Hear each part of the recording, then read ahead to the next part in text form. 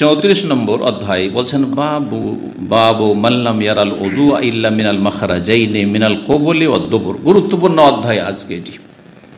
সেটি হচ্ছে এই বাব হচ্ছে এমন আইম্মায়ে কেরামদের সম্পর্কে যারা বলছেন যে উযু করতে হবে না বা উযু ভঙ্গ হবে না ইল্লা মিনাল মাখরাজাইন, তবে দুটো দ্বার দিয়ে যদি কোনো কিছু নির্গত হয় বের হয়ে আসে তাহলে উযু করতে হবে।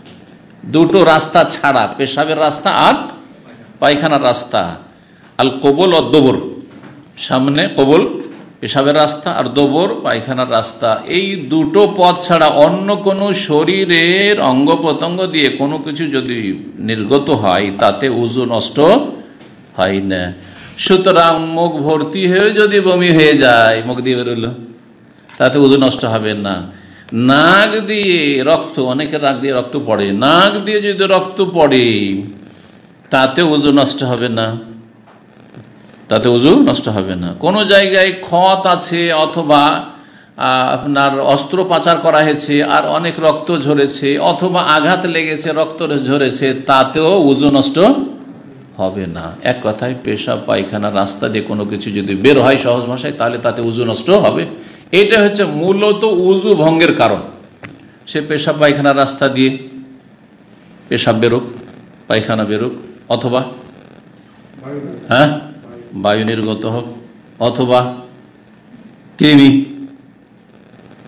পেশাবের রাস্তা দিয়ে কোনো পোকা মাকড় বেরোলো, রক্ত বেরোলো পেশাবের রাস্তা দিয়ে পায়খানার রাস্তা দিয়ে, জি।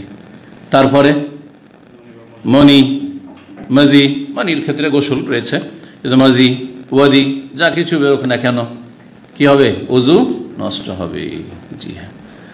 আর অন্য অন্য যে উযু ভঙ্গের কারণগুলি রয়েছে সেগুলিতে পেশাব পায়খানা রাস্তা দিয়ে কোনো কিছু বের হওয়ার সম্ভাবনা রয়েছে, সেই জন্যই সেগুলিকে উযু ভঙ্গের কারণ বলা হয়েছে।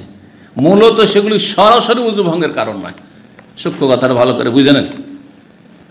যেমন নিদ্রা, হালকা নিদ্রা নয়, গভীর নিদ্রা, গাঢ় ঘুম, এমন ঘুমাচ্ছেন যে আশেপাশে কি হয়েছে 10 মিনিটের মধ্যে জানেন না কিছু, তাহলে ধরে নিলাম যে এটা উযু ভঙ্গের কারণ। উযু ভঙ্গের কারণ হচ্ছে গভীর নিদ্রা। কেন? আসলে নিদ্রা হিসাবে উযু ভঙ্গের কারণ নয়, কিন্তু নিদ্রা অবস্থায় যেহেতু আপনি অচেতন, আপনার পেশাব পায়খানার রাস্তা দিয়ে কিছু বেরোলো কিনা, বিশেষ করে বায়ু নির্গত হওয়া, কেমন করে জানছেন? কিছু জানছেন না, সেই জন্য ধরে নেওয়া হয়েছে যে এই গভীর ঘুম আপনার কি উযু ভঙ্গের কারণ, জি। এইরকমই লজ্জাস্থান স্পর্শ করা, লজ্জাস্থান স্পর্শ করলে যদি ইখতিলাফ রয়েছে উযু ভঙ্গ হয় কি হয় না, কিন্তু বিশেষ করে যদি কাম ভাব নিয়ে, যৌন চেতনা নিয়ে কেউ স্পর্শ করে সরাসরি লজ্জাস্থান, তাহলে উযু ভঙ্গ হয়ে যাবে। কেন? লজ্জাস্থান স্পর্শ করলে উযু হয়তো ভঙ্গ হইতো না, কিন্তু একটি সম্ভাবনা আছে, যে সম্ভাবনার কারণে ধরে নিচ্ছি যে উযু ভঙ্গ। সেটা কি? লজ্জাস্থান স্পর্শ করলে আর বিশেষ করে যদি কামভাব থাকে তাহলে মজি বের হওয়ার সম্ভাবনা আছে না নেই? দুর্বল মানুষের বীর্যপাতের সম্ভাবনা আছে, কিন্তু যারা সবল ও একবারে শক্তিশালী তাদেরও মজি বের হওয়ার সম্ভাবনা আছে। অনেকে টেলিফোন করেন, বিবি সাহেবাকে টেলিফোন করতে গিয়ে এদিকে আপনার কাপড় খারাপ হয়ে যায়, হয় না? তাহলে বোঝা যাচ্ছে যে আপনি উযু করে এসছেন আর আসার পরে দিল বিবি টেলিফোন করে ধরে নিলেন আজান ইকামতের মাঝখানে আর কথা বলছেন। না, এই সময় কথা বলিয়েন না আপনি। যদি আপনার এমনটা থাকে যে স্ত্রীর সাথে কথা বললেই আপনার কাপড় এসে যায়, স্ত্রীর সাথে না, যারা একসাথে নারী পুরুষ চাকরি করে, কত লোক যে ফতোয়া জিজ্ঞাসা করে, কত যুবকরা ফতোয়া জিজ্ঞাসা করে, সে কী করবো, হাসপাতালে একসাথে মহিলাদের পাশে চাকরি করতে হয় আর সবসময় কাপড় খারাপ হয়ে যাবে, সারাদিন কেমন করে নামাজ পড়ব? জি, এগুলো মানুষের অভিজ্ঞতা যা আমাদের কাছে মাসাইল আসায় জানতে পারি। তাহলে এইরকম ক্ষেত্রগুলি থেকে আপনাকে বাঁচতে হবে, যথাসাধ্য দূরে থাকার চেষ্টা করতে হবে। আপনি স্ত্রীর সাথে কথা বলবেন, আপনি অন্য সময় কথা বলেন, এখন জামাত শুরু হতে যাচ্ছে বা উযু করে নিয়েছেন না, কারণ হতে পারে যে আপনি সালাতে, বিশেষ করে শয়তান কিন্তু এরকমটা করে, সালাত যখন শুরু করেছেন আর একটু নড়াচড়া, রুকু সেজদা হয়েছে, তখন মজি বেরিয়ে আসে। মজি না বেরোলো শয়তান সুড়সুড়ি দেয় আর ওয়াসওয়াসা শুরু হয়ে যায়, মনে হচ্ছে বেরিয়ে গেল, সালাতে আর খুশুই থাকলো না, আরে সালাতটা পড়বো না ছাড়বো, মনে হয় কিছু বেরিয়ে গেল, আর তারপরে গিয়ে দেখছেন তো আসলে কিছু এখনো বেরিয়ে আসেনি, কিন্তু বের হওয়ার সম্ভাবনা মনে হচ্ছে বেরিয়ে গেছে। সালাতের ক্ষতি করলো না শয়তান। সুতরাং সতর্ক সাবধান থাকবেন। এক কথাই আসল উযু ভঙ্গকারী বিষয় হচ্ছে পেশাবের রাস্তা অথবা পায়খানার রাস্তায় কোনো কিছু বের হওয়া, আর বের হওয়ার সম্ভাবনা যেগুলিতে আছে সেগুলি হচ্ছে উযু ভঙ্গের কারণ। একটি রয়েছে আমরে তাআব্বুদি, ইবাদতগত বিষয় যাতে উযু ভঙ্গ হয়, সেটা হচ্ছে উটের গোশত খেলে।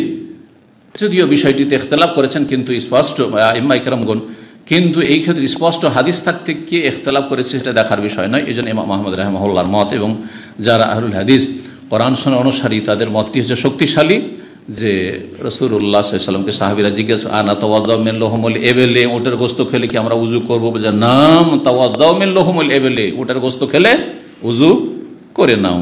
রহস্য আল্লাহ ভালো জানেন, আল্লাহ ভালো জানেন। যাই হোক, বলছেন যে কেন উযু ভঙ্গ হয় শুধু পেশাব পায়খানা রাস্তা দিয়ে বের হলে? সূরা মায়েদার আয়াত নম্বর 6 লম্বা আয়াতের একটা অংশ, আউজা আহাদুম মিনকুম মিনাল গায়েত, অথবা তোমাদের কেউ যদি শৌচকার্য সেরে আসে, পেশাব পায়খানার কাজ সেরে আসে, আও লামাসতুমুন নিসা, অথবা নারীদেরকে স্পর্শ করেছে, স্ত্রীকে স্পর্শ করেছো মানে সহবাসে লিপ্ত হয়েছো। এই লামাসা মানে হচ্ছে সহবাস করা। ফালাম তাজিদু মাআন, গোসল ফরজ হয়েছে অথবা উযু ভঙ্গ হয়েছে পেশাব পায়খানা করার কারণে, পানি পাচ্ছ না বা পানি ব্যবহার করতে পারছো না, ফাতায়াম্মামু সাইদান তাইয়্যিবা, তাহলে পাক মাটি দিয়ে তায়াম্মুম করে নাও।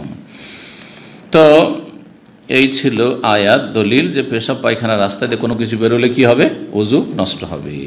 এই ব্যাপারে কোনো দ্বিমত নেই। ওয়াকাল আতা, ইমাম আতা তাবেঈ মক্কি রহমতুল্লাহ আলাইহি বলছেন, ফিমা ইয়াখরুজু মিন দুবুরিহি, ওই ব্যক্তি সম্পর্কে যার পায়ুপথ দিয়ে বেরিয়ে আসে আর দুধ, পোকামাকড়, দুধ মানে হচ্ছে পোকা, কৃমি বা অন্য কোনো পোকা, আও মিন যাকারিহি, অথবা আপনার পেশাবের রাস্তা দিয়ে, যাকার পেশাবের রাস্তা দিয়ে, নাহুয়াল কামলাথি, উকুনের মতো কোনো ছোট কিছু পোকা বেরিয়ে আসলো, উকুনের মতো বেরিয়ে আসলো, ইউইদুল উযু, উযু অবস্থায় ছিল তো কি করবে? উযু পুনরায় করবে, উযু নষ্ট হয়ে যাবে। তাহলে বোঝা গেল শুধু পেশাব পায়খানা না, পেশাব পায়খানার রাস্তা দিয়ে যদি এইরকম পোকামাকড় কিছু বেরিয়ে আসে তা তো কি হবে? উযু নষ্ট।